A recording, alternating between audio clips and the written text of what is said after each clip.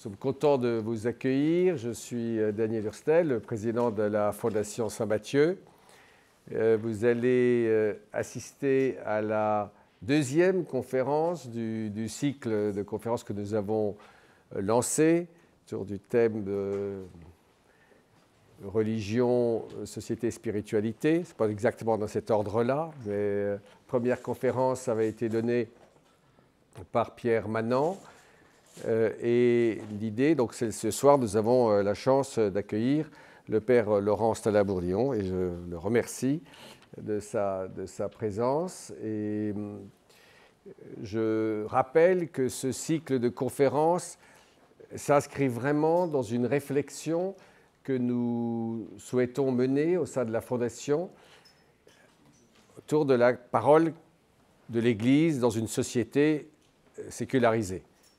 C'est un sujet important, beaucoup s'en emparent. Nous ne sommes évidemment pas les seuls et nous n'avons pas d'autre autorité que celle qui peut éventuellement naître de notre bonne volonté et de nos efforts. Nous avons réuni un groupe de doctorants et de docteurs qui assistent et qui également à ces conférences, et avec l'idée de produire des notes, des webinars, des visios, enfin ce qu'on trouvera adapté sur ces questions-là. Donc, je vous dis ça parce que si ce sujet vous intéresse aussi, enfin il vous intéresse puisque vous êtes là, n'hésitez pas également à être des acteurs de cette réflexion. Le père Laurent Stalabourdillon est diplômé du CESEM de Reims et ordonné prêtre en 1999 à Notre-Dame de Paris. Il est depuis 2018 directeur du service pour les professionnels de l'information. Vous voyez, nous sommes au cœur de notre sujet. Il a dirigé le service pastoral d'études politiques au service des parlementaires et fut curé de la basilique Sainte-Clotilde de 2012 à 2018. Ancien aumônier de l'Université de Paris-Dauphine de 2006 à 2009 et du lycée Louis-le-Grand jusqu'en 2006. Il enseigne au Collège des Bernardins et à l'Institut supérieur de formation de l'enseignement catholique, l'ISFEC, Île-de-France, depuis plus de 10 ans. Comme nous l'avions fait pour Pierre Manant, pour animer sa présentation et le présenter, plus que je ne l'ai fait là très rapidement, nous avons le plaisir d'accueillir Baptiste Jacomino, directeur de la stratégie de l'enseignement catholique de Paris. C'est pas rien, on est toujours... c'est tout à fait impressionnant comme titre. Elle est encore une fois au centre de notre sujet de ce soir. Docteur en sciences de l'éducation, fondateur de la revue chrétienne de pédagogie Le Maître intérieur et auteur, entre autres, de Philosophie chrétienne et Apprendre à philosopher avec Foucault. Je voulais aussi vous dire à quel point le sujet de votre conférence est très à propos cette semaine, mais je ne retrouve pas la photo que j'avais prise de la première lecture de la messe, non pas des rameaux, mais de la Passion qui a suivi il y a 2 jours, qui débutait à peu près ainsi. On nous a prêté, c'est chez Isaïe, le langage des disciples pour consoler les hommes épuisés. Donc je crois que c'est tout à fait, ça date de hier, c'est tout à fait à l'ordre du jour, cette parole chrétienne dans une société, je disais tout à l'heure, sécularisée, je pourrais dire aussi fatiguée. Quelle parole chrétienne va les revigorer, et avant va la revigorer, comment faire? C'est vraiment une question, je pense, intéressante. Un jésuite, je voyais sortir un livre, le père Valadier, pas un jésuite, le père Valadier a sorti un livre, l'Église de sommes minoritaires, c'est une chance. Moi, je rajouterais juste un point d'interrogation. Nous allons essayer d'y répondre. Et après, je voudrais juste dire un mot avant de nous lancer dans cette conférence. Nous avons aussi, dans les nombreuses initiatives de la Fondation Saint-Mathieu, lancé un comité des jeunes. Je vous dis ça pour vous encourager aussi à le faire connaître autour de vous. La Fondation Saint-Mathieu a donc eu la bonne idée d'inviter ce soir Laurent Stalabourdillon pour parler de l'être humain, être de parole. C'est une bonne idée parce que la question de la parole étonneux d'une multiplicité de questions contemporaines. Nous vivons en un temps où le flux de paroles continu se retrouve sur les chaînes d'infos, sur TikTok, sur les réseaux sociaux, un peu partout. Même les machines nous parlent de plus en plus souvent, et ce bruit continu use le crédit de la parole. On se demande à quoi on doit croire, si la parole a encore de la valeur, quelle importance elle a quand on nous parle tout le temps. Et pourtant, dans le même temps, il me semble que l'on ressent tous une forte nécessité de libérer la parole pour lutter contre les censures, contre les abus, contre les fanatismes. Comment tenir ensemble cet écœurement que l'on peut ressentir face à l'inflation généralisée de la parole et ce besoin que nous avons de parler et d'écouter des paroles importantes, décisives?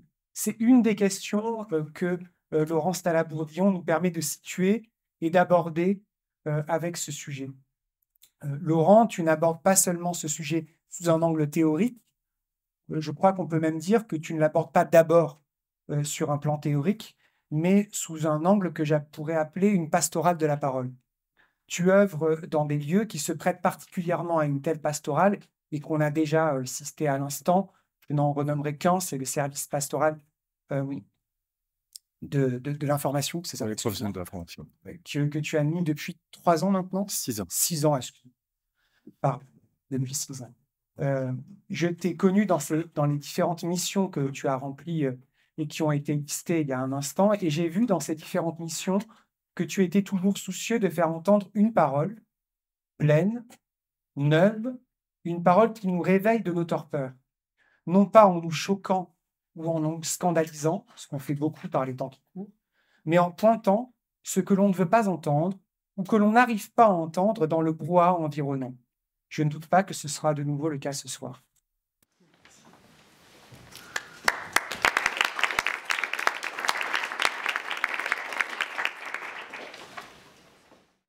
Merci beaucoup.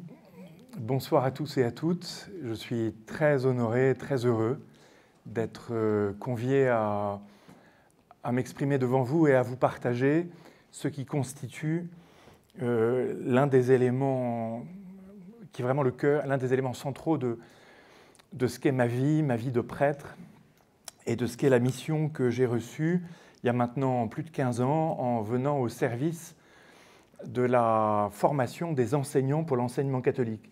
Alors, comme ça a été dit, j'ai plusieurs casquettes. J'enseigne au Collège des Bernardins, je donne des cours publics. J'enseigne dans un institut de formation, l'ISFEC Île-de-France, qui fait que cette maison ici, rue des Saints-Pères, m'est familière, m'est connue.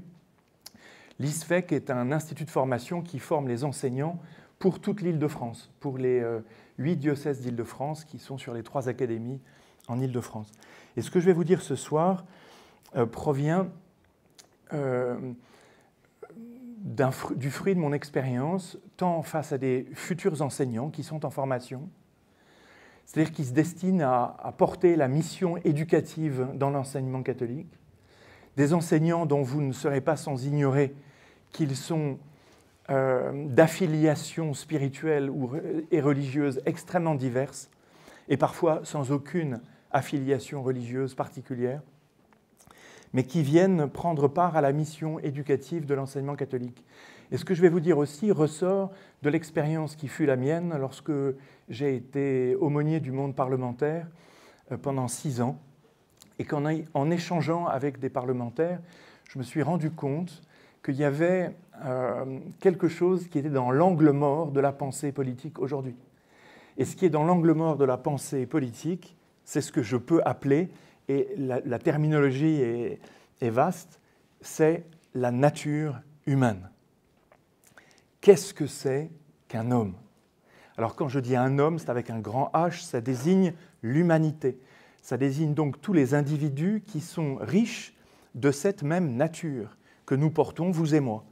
Nous avons une même nature humaine, et sans présumer de votre propre affiliation religieuse ce soir, je ne sais pas de quelle confession religieuse vous êtes chrétien, mais après tout, peut-être pas. Les chrétiens tiennent que Dieu lui-même s'est fait homme dans un mystère que je vais évoquer tout à l'heure, qui est le mystère de l'incarnation, et ce mystère signifie que Dieu a revêtu, a pris, a assumé notre nature humaine.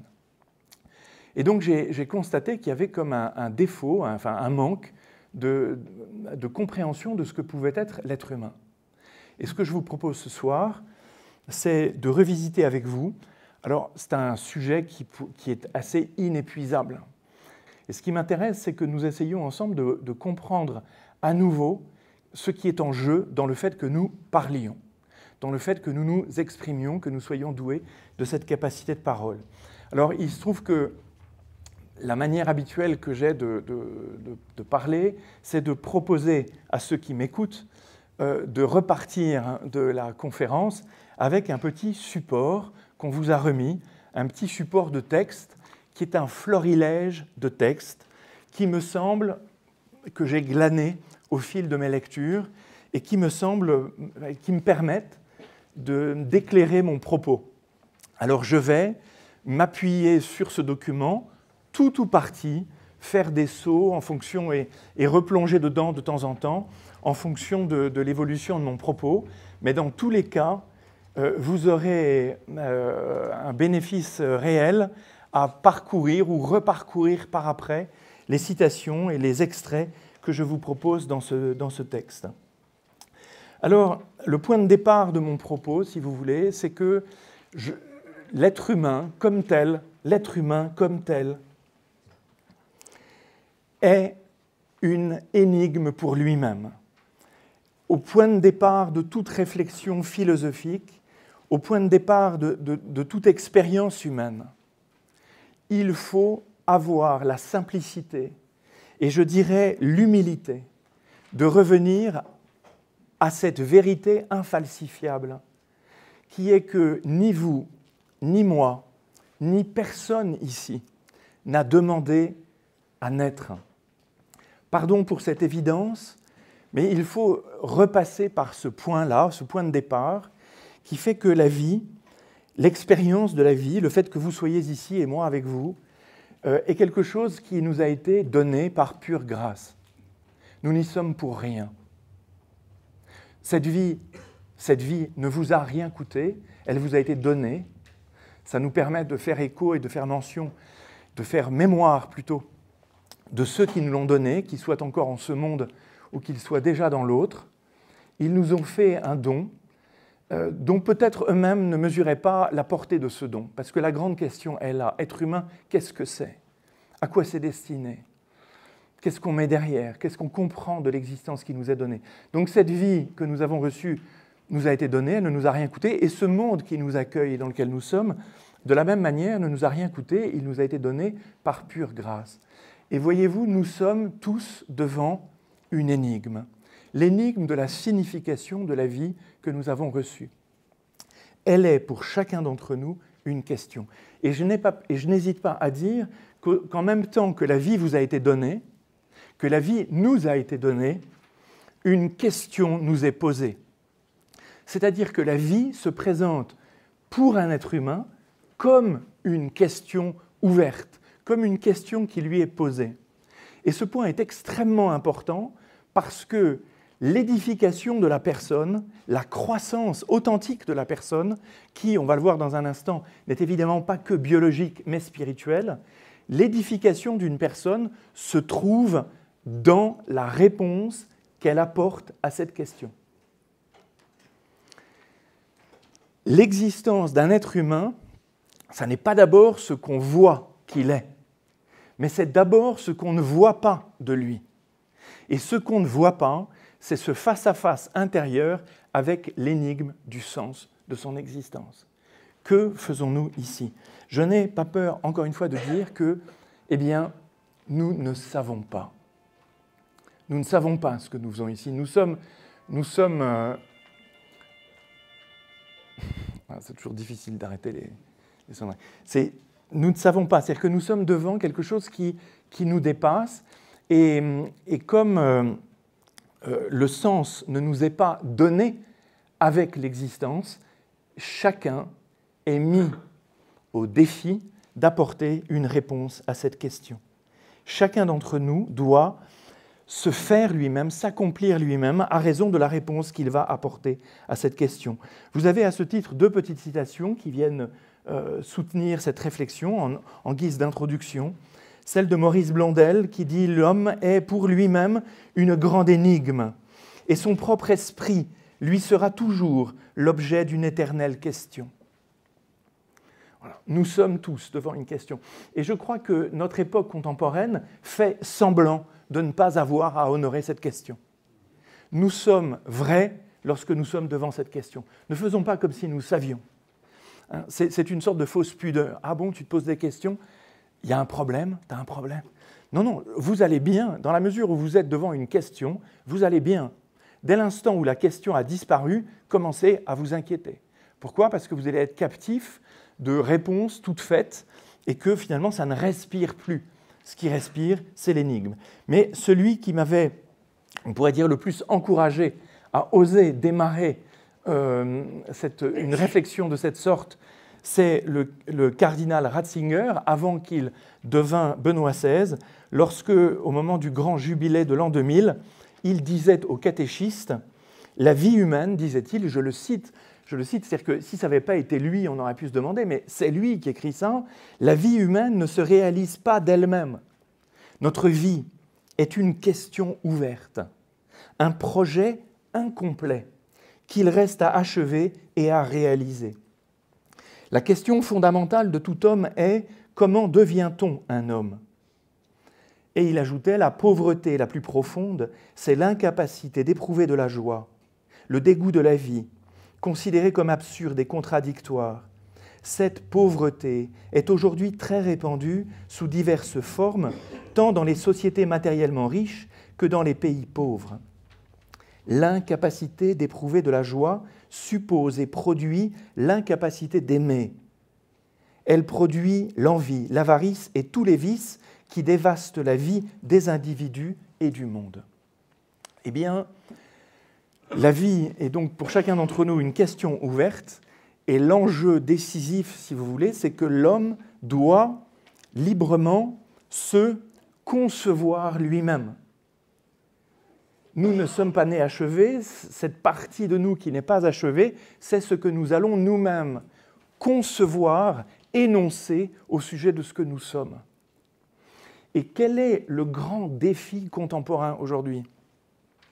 Eh bien, c'est que l'homme, s'il se conçoit de travers, se blesse, et blesse les autres, et blesse le monde.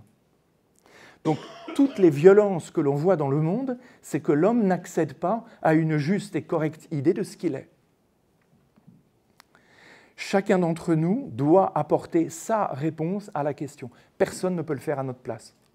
La question, bien sûr, c'est que comme nous naissons dans une culture donnée, nous allons en général puiser dans cette culture des éléments de réponse. Mais, et nous allons le voir, l'être humain est un petit producteur de sens. Il ne peut pas ne pas donner du sens. Il doit donner du sens. Et constamment, à longueur de journée, nous nous efforçons de donner du sens à ce que nous vivons. Donc, ce qu'on va essayer d'apprécier maintenant, en 3 moments, c'est la place de la parole dans, d'une part, la vie d'une institution, la vie des institutions, 2, la place de la parole dans la foi de l'Église catholique, et 3, la place de la parole dans l'existence humaine, dans la vôtre, dans la mienne, dans l'existence de toute personne. Le premier point, le premier aspect que je voudrais évoquer, c'est à quel point la parole fait vivre. L'être humain vit de parole. On va faire un tout petit retour sur notre composition, sur notre structure, on pourrait dire, la façon dont nous sommes. Ce qui est marquant à notre époque, c'est que notre époque est marquée par ce qu'on appelle la tyrannie de la visibilité. C'est d'ailleurs le titre d'un livre, La tyrannie de la visibilité. Je suis ce que je vois que je suis. Vous êtes ce que vous voyez que vous êtes. Et chez les jeunes et les adolescents, c'est majeur. La puissance du selfie et de l'apparence extérieure réduit la personne à sa visibilité. Or, La nature humaine, dans sa nature, cette nature est un composé. Corps et âme vraiment un, l'homme est, dans sa condition corporelle, même un résumé de l'univers. Il y a dans l'homme du visible et de l'invisible. La structure humaine est ainsi faite que ce qui fait que l'homme est homme, c'est qu'il est un composé. Un composé de biologie, de matière, d'un corps, d'une corporéité, qui est palpable, tangible, matériel, je l'ai dit, et d'une réalité qui est immatérielle, invisible, intangible, parce qu'elle est de nature spirituelle. On l'appelle habituellement la vie de l'âme, la vie de l'esprit. Cette capacité qui se trouve dans l'homme porte pour moi le nom de parole à proprement parler. Parce que, après tout, définissons la parole. Un homme qui vit de parole, qu'est-ce que c'est cette parole ? Petite précision, ce que j'entends par parole, ça n'est pas le langage. Le langage est une modalité d'expression de la parole. La parole, telle que je la définis, je devrais la traduire, je dois la traduire par ce que j'appellerais le logos en grec intérieur. Cette capacité intérieure de produire une parole qui, même si je me tais, existe en moi parce que je me parle. Cette capacité intérieure est la spécificité de l'âme humaine, qui est une âme spirituelle. Le principe d'âme, c'est un principe d'animation. Tout vivant a une âme, au sens où ça l'anime.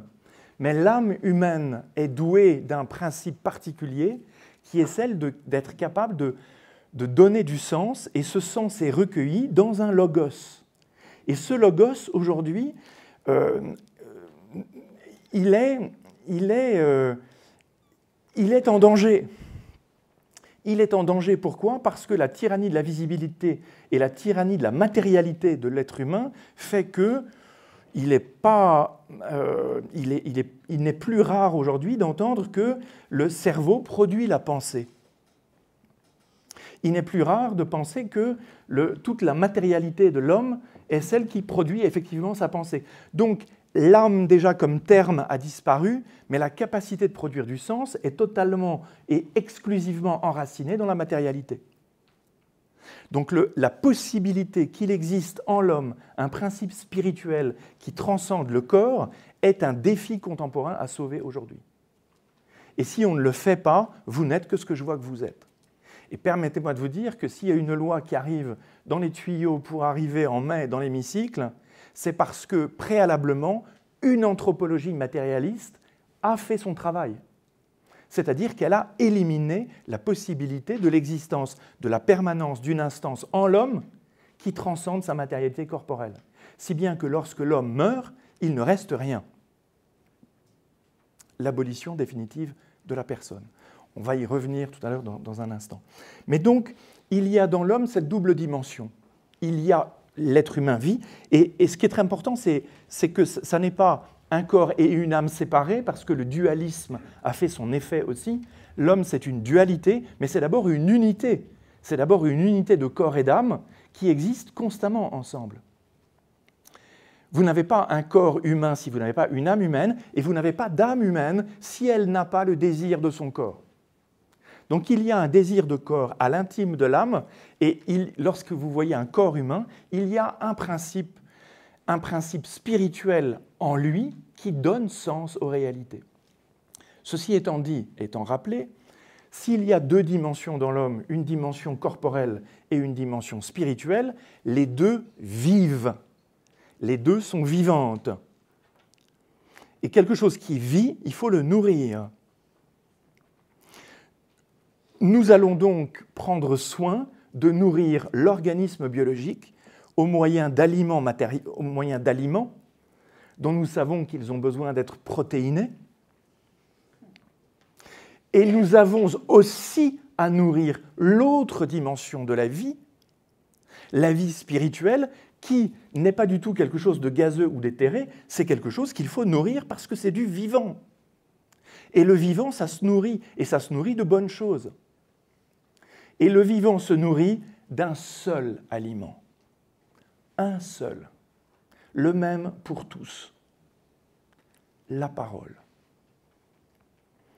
L'homme ne vit pas seulement de pain, mais de toute parole qui sort de la bouche de Dieu. Nous assimilons, chers amis, à longueur de journée des paroles. Et ces paroles nous font vivre. L'homme vit de paroles. Si on ne parle pas à un nourrisson, quand bien même on le nourrirait au moyen d'aliments, il ne vivrait pas. Car en vertu de cette unité psychosomatique ou somatopsychique qu'est l'être humain, ce qu'il assimile comme parole a une incidence sur son dynamisme corporel. Ce que tu m'as dit, je ne le digère pas. Nous assimilons, ça me coupe les jambes. Vous voyez. Donc, nous sommes devenus des spécialistes de la traçabilité des aliments, capables de rappeler la première pizza qui ne va pas bien, parce que c'est toxique, mais nous sommes devenus incapables de tracer, voire de veiller à la toxicité des paroles qui circulent. Autrement dit, si l'être humain se nourrit d'aliments pour nourrir son corps, ça va, mais de paroles pour nourrir sa vie intérieure, la vie de son âme, la vie de son esprit, nous assimilons des paroles à longueur de journée. Il y a classiquement deux types de paroles, chers amis, et c'est Michel Lacroix, l'auteur que vous trouvez en bas de la page 1, qui, dans un petit livre qui m'avait tellement marqué quand je l'avais lu, qui s'appelle « Paroles toxiques, paroles bienfaisantes », explique très simplement qu'il y a deux types de paroles, des paroles qu'on appelle des paroles bienfaisantes et des paroles toxiques. Des paroles bienfaisantes, ce sont des paroles qui nous font du bien. Une parole bienfaisante est encore mieux qu'une parole bienveillante, qui est une parole qui nous veut du bien. Une parole bienfaisante nous fait du bien. Et si elle nous fait du bien, elle nous fait du bien maintenant, demain et toujours. Si bien qu'il est précieux de garder en mémoire des paroles qui nous ont fait du bien. Je me souviens de ce que tu m'as dit, j'y pense souvent, ça me fait du bien, ça me relance, vous voyez. C'est extrêmement important de conserver ces paroles. Donc, des paroles qui sont des paroles bienfaisantes. Et par opposition, il y a des paroles qu'on appelle des paroles toxiques. Et cette toxicité des paroles peut faire que parfois, on n'en guérit jamais.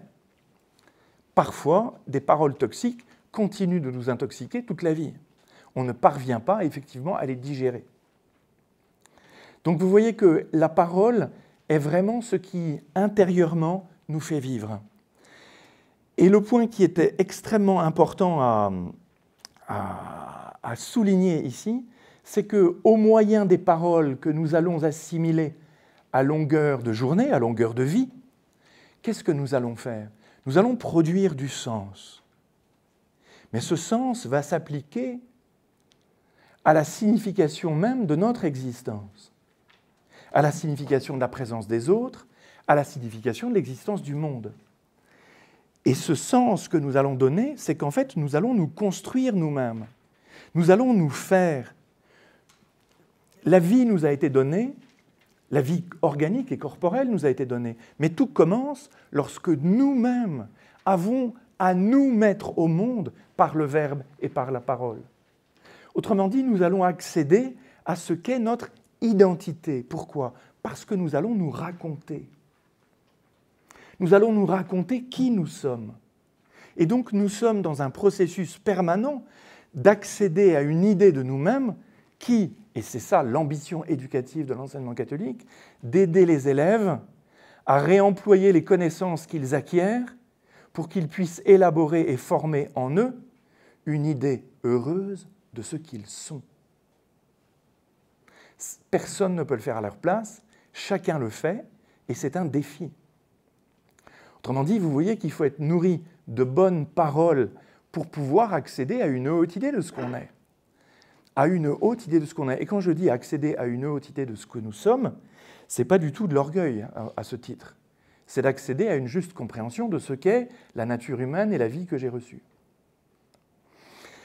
Le philosophe donc Michel Lacroix écrit ceci, je lis le petit extrait. De même que les protéines contenues dans les aliments dont je me suis nourri ont fabriqué mon organisme, les paroles dans lesquelles j'ai été immergé ont fabriqué mon psychisme. Les protéines sont les briques du corps, les paroles sont les briques de l'âme.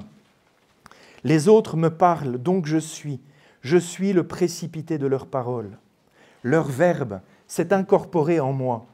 C'est ce rôle vital du langage que soulignait le grand linguiste Émile Benveniste dans une formule laconique qui, au-delà de son apparente banalité, se révèle très profonde pour peu qu'on prenne le temps de la méditer.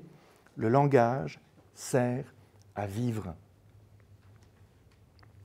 Ceci reste vrai et actuel jusqu'au crépuscule de la vie et peut-être plus encore à ce moment terminal qu'à toute autre période de l'existence. Car quand il sait que l'heure de sa mort est proche, que fait l'être humain? De façon révélatrice, il récapitule sa vie, il en rassemble les fils. Il rassemble les fils de sa vie dans un récit de vie qui peut être écrit ou oral, peu importe. Par cette narration de soi-même, l'être humain qui va mourir parachève son identité. Il se fabrique ce que Paul Ricoeur appelle si justement une identité narrative.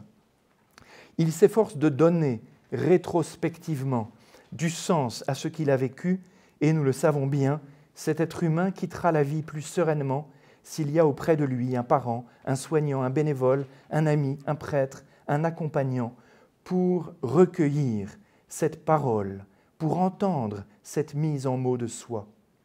L'exigence du sens nous introduit dans une narrativité de notre propre vie. Le langage apparaît comme une autre colonne vertébrale de nos vies. Chacun se tient dans son discours sur soi-même et chacun se raconte plus ou moins. Nous lisons sans cesse notre vie et nous nous la racontons, c'est vital. Donc, l'auteur ici, Michel Lacroix ici, montre bien, si vous voulez, que j'aime bien le parallèle avec la colonne vertébrale. C'est-à-dire que nous avons un organisme corporel, bien sûr, qui nous permet de vivre, que les autres voient. Mais ce que nous sommes au plus profond de nous, ça ne se voit pas. Éventuellement, ça s'énonce et ça se partage avec des mots.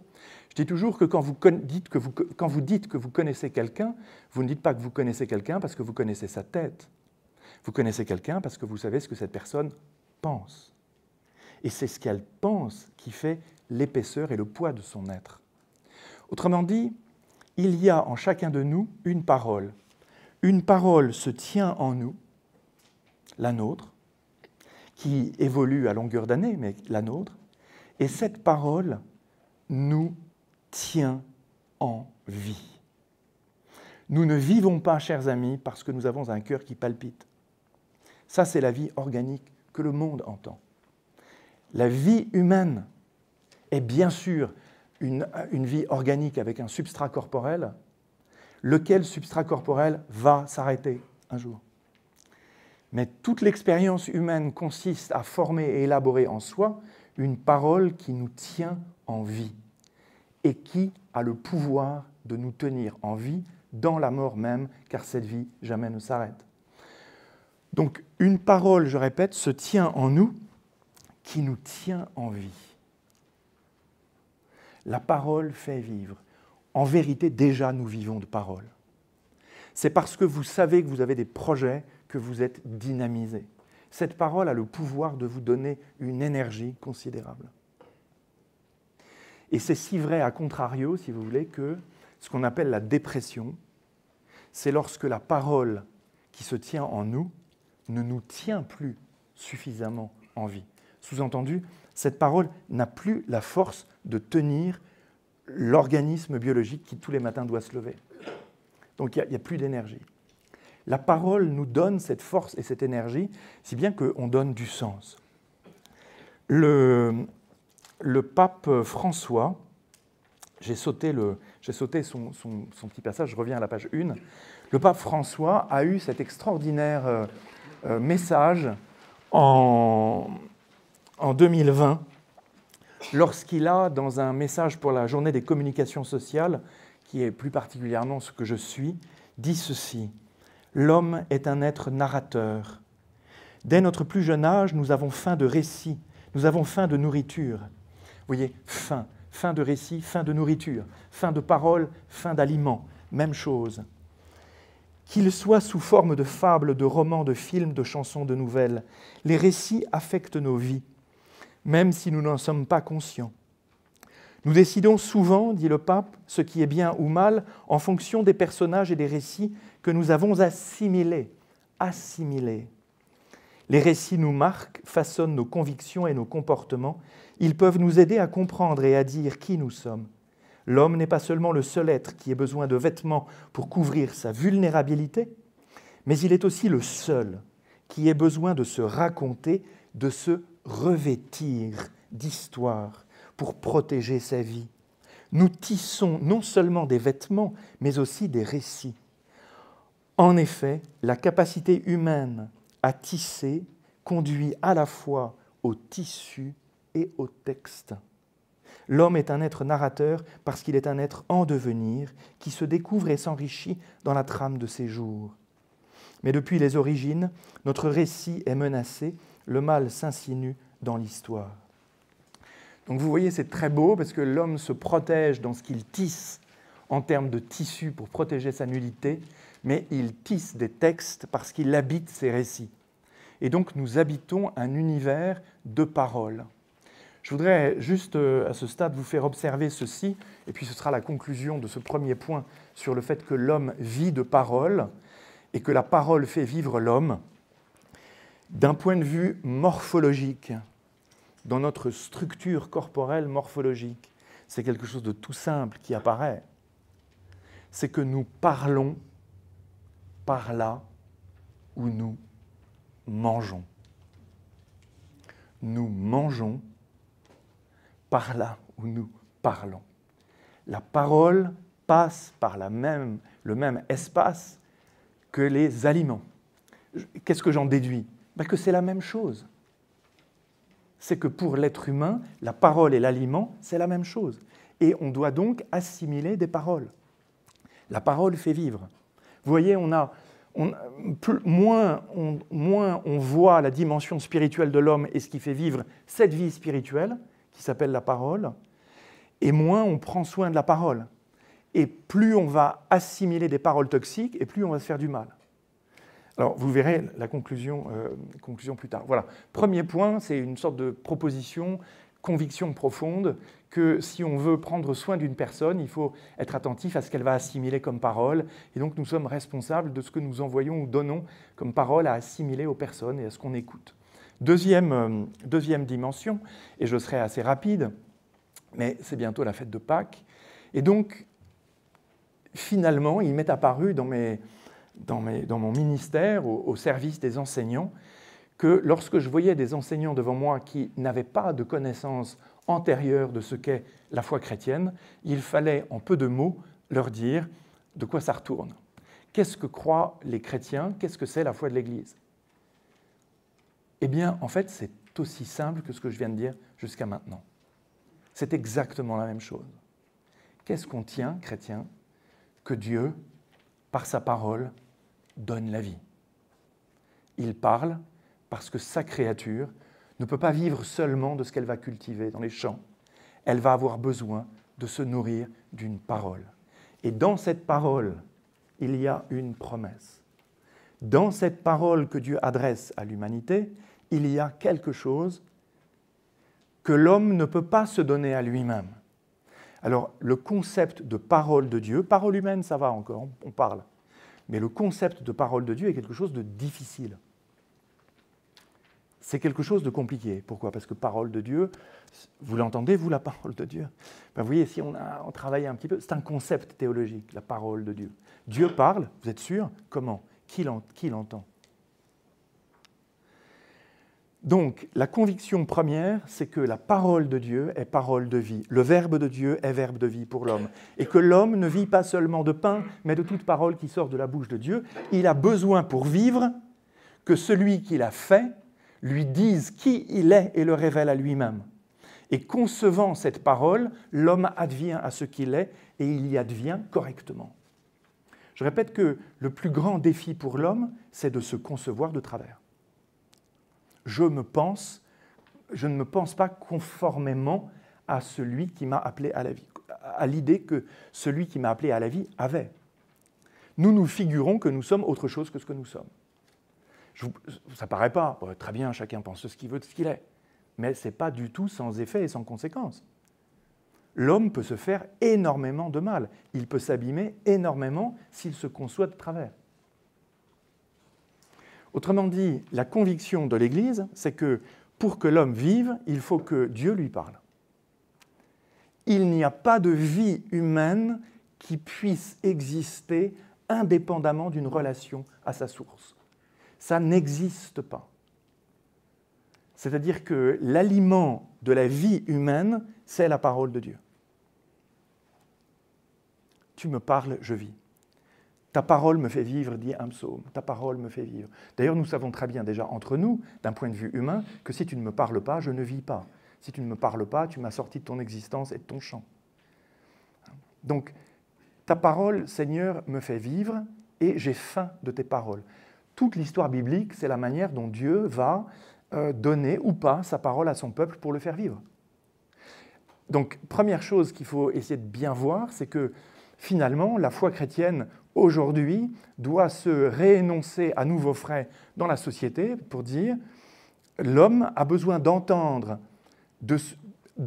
ce qu'il est. C'est une révélation. C'est très important de se dire ça, la révélation. La révélation, c'est que Dieu dit à l'homme ce qu'il ne peut pas trouver tout seul, sans quoi il le trouverait tout seul. Et donc on peut s'en passer. Donc il y a une clé ici, c'est oui ou non, sommes-nous dépendants d'une connaissance que nous avons à recevoir de celui qui est l'auteur de la vie. Cette parole que Dieu adresse à l'humanité a un seul objectif. Une parole a un contenu de connaissance. Une parole transmise contient un élément de connaissance. Si Dieu parle, c'est pour nous dire une chose, la seule au sujet de laquelle nous soyons invinciblement dans la nuit.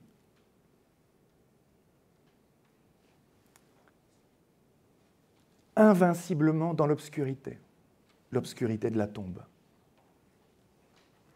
L'homme contemporain est acquis à l'idée que la mort emportera l'abolition définitive de sa personne. Quelque chose résiste en nous, évidemment. Quelque chose résiste en nous.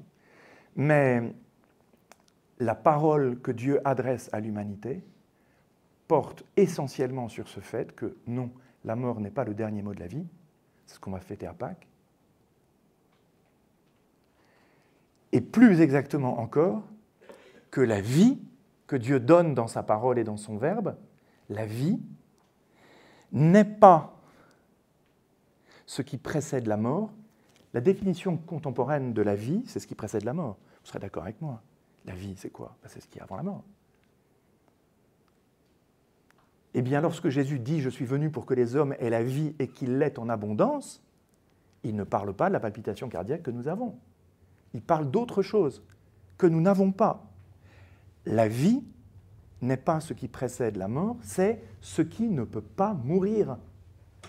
C'est ça la vie. Il n'y a pas, sinon, ce n'est pas la vie. Sinon, c'est la vie mortelle. Mais la vie, à strictement parler, telle que Dieu la possède et la communique, c'est quelque chose qui ne peut pas mourir. Et ce qui ne peut pas mourir, c'est d'être en relation avec lui. Donc il s'agit de restaurer une relation avec lui. Lui qui te parle, je le suis qui te parle, dit Jésus à l'aveugle-né. Et qui est-il, Seigneur? Je le suis qui te parle. Je le suis qui te donne la vie, je le suis qui t'éclaire, je le suis qui est ta lumière. Autrement dit, deux choses apparaissent ici. Un, résolution de l'énigme de la mort. Deux, désormais la question pour toi n'est pas de repousser la frontière de la mort et l'heure de la mort.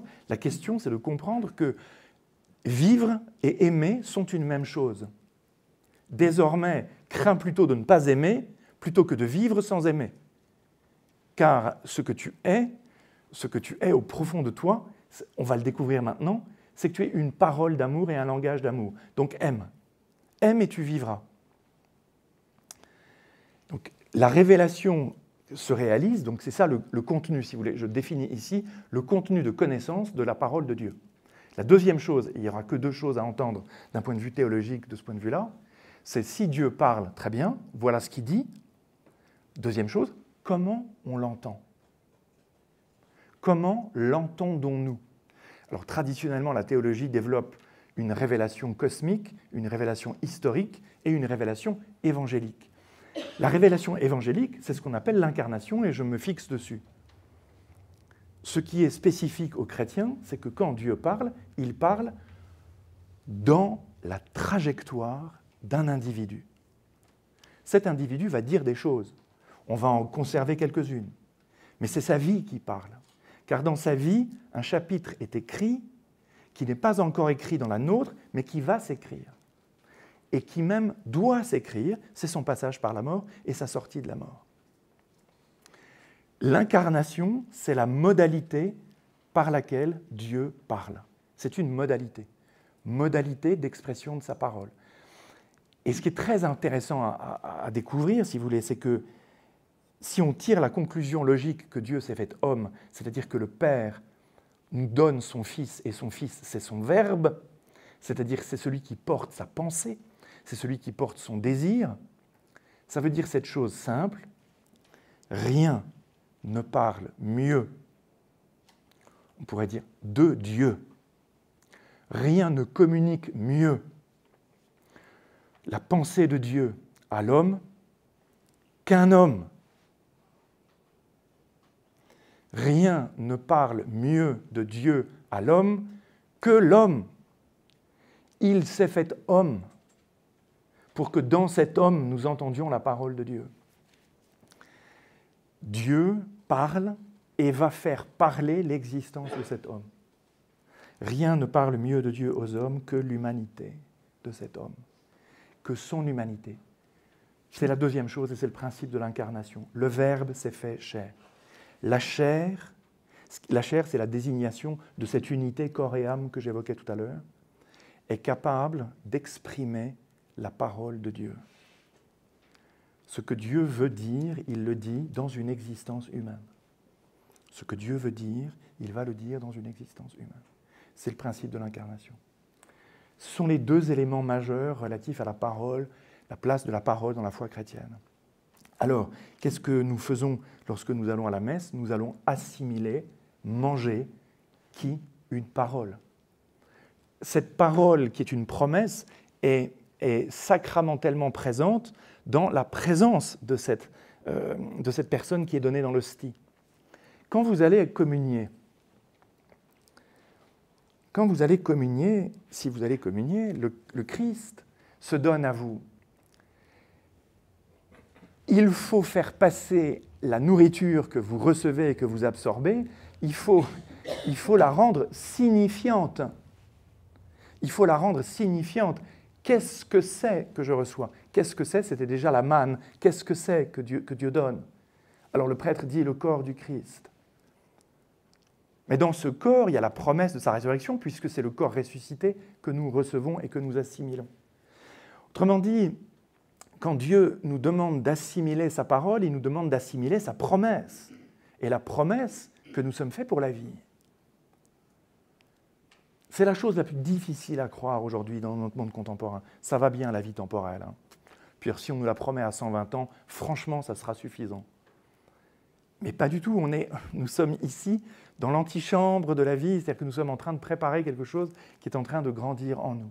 Donc les deux choses majeures d'un point de vue théologique, c'est la parole de Dieu qui est source de vie, qui est parole de vie, et la modalité par laquelle la parole se donne, c'est l'incarnation.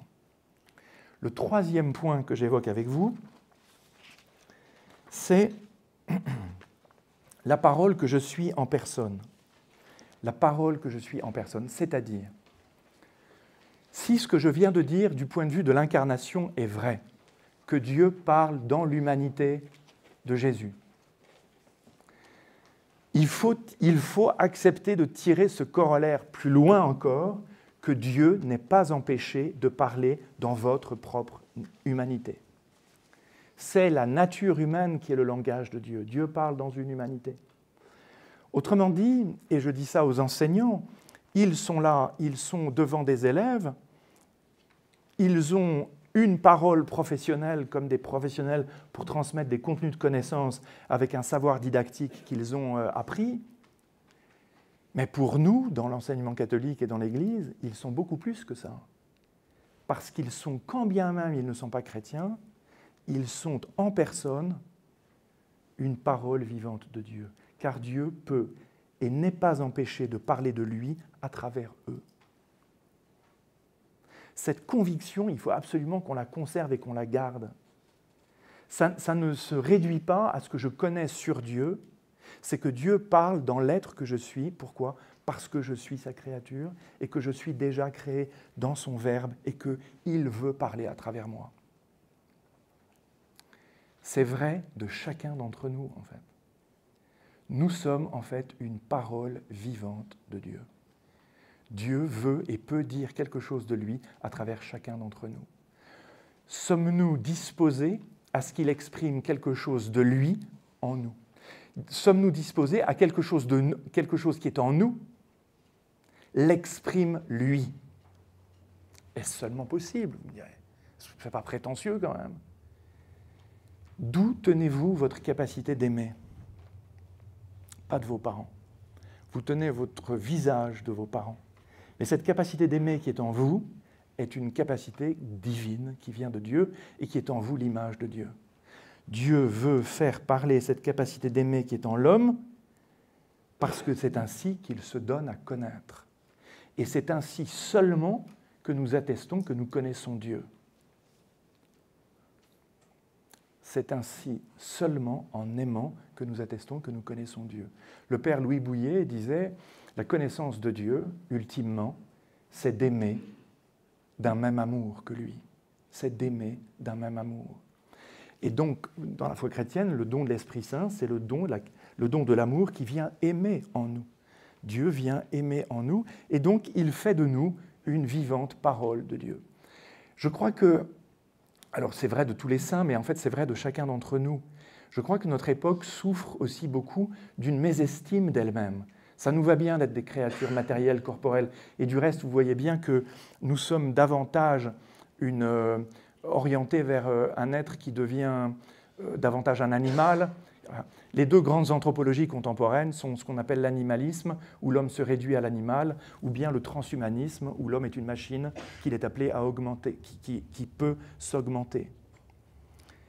Mais nous manquons de considération pour ce qui fait la vie de l'esprit, pour ce qui fait la vie intérieure, pour ce qui fait notre propre vie spirituelle. On va terminer, puisque je vois que l'heure avance très très vite, avec cette très belle citation de Jean-François Lyotard, qui était un philosophe, qui s'est éteint en 1998. Et puis ce sera mon propos de conclusion, et puis on pourra ensemble discuter de ces 3 points que j'ai essayé d'évoquer. L'enfant, dit-il, et c'est vrai de chacun d'entre nous, parce que nous sommes toujours des enfants, toujours les enfants de nos parents, l'enfant a l'âge de son propre verbe, ce par quoi il se raconte. Nous sommes tous au commencement par le Verbe, le nôtre. C'est le Verbe qui nous enfante au monde, lorsqu'il s'éveille dans la conscience humaine. La conscience est le lieu d'un appel, d'une capacité de verbe qui devient verbe de vie. L'enfant n'a un âge, un chiffre de décompte de ses années que pour le monde qui lui est extérieur. Il n'a pas d'âge au fond de lui. Il n'a que la puissance de son propre verbe par lequel, depuis le commencement, il sait qu'il existe. Ainsi donc, l'homme est un verbe appelé un jour à louer et à exprimer ce verbe, la gloire de Dieu, et à répondre à l'amour dont il est aimé, parce que c'est l'intuition aussi. Nous sommes tous riches d'une capacité divine et toujours à redécouvrir l'amour. Merci de votre attention. Merci.